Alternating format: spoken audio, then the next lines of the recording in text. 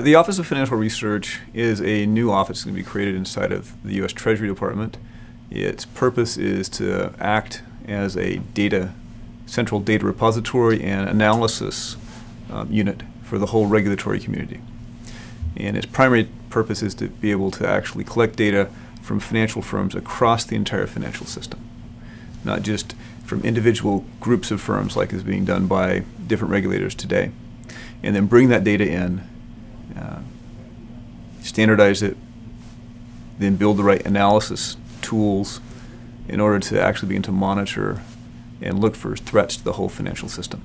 Something that's not been able to be done in the past, something that's sorely needed given what we just went through 2 years ago. One part is the collection of regulators who are the key regulators. They've come together. There's a new council that's been created called the Financial Stability Oversight Council.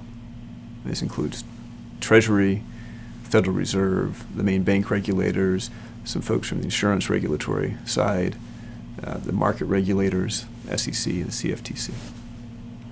And their job is collectively as a council to oversee the stability of the financial system and to take actions that might be needed to stabilize the system.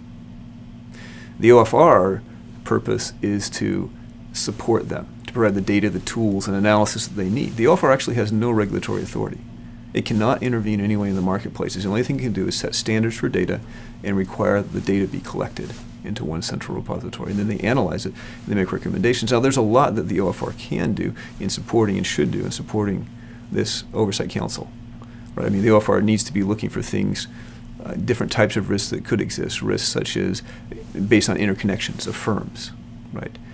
Risks that are based on how key markets work and when they might actually begin to be stressed, and kind of understanding the plumbing of the marketplace, and also understanding with regards to interconnections how shocks or distress of a group of firms might propagate through the system to the point that you actually see markets break down.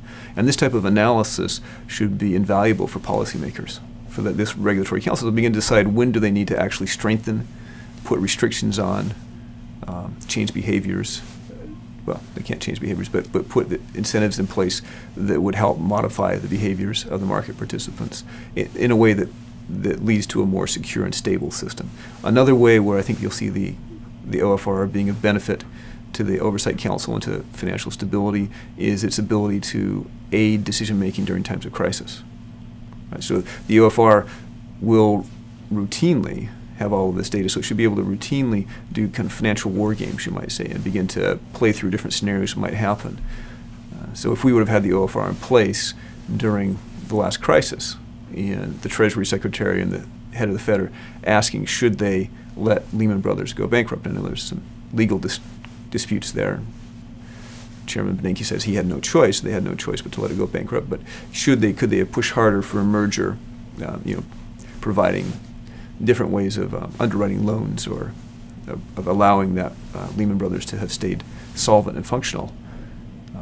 They really didn't have any idea what the outcome was going to be. With the OFR in place, you could at least begin to play through different scenarios in a very realistic manner, in a very rapid manner also, in order to get a sense of what the impact is, to be able to get a sense of the connections that Lehman had across the globe and who might possibly be struck suffering and distressed.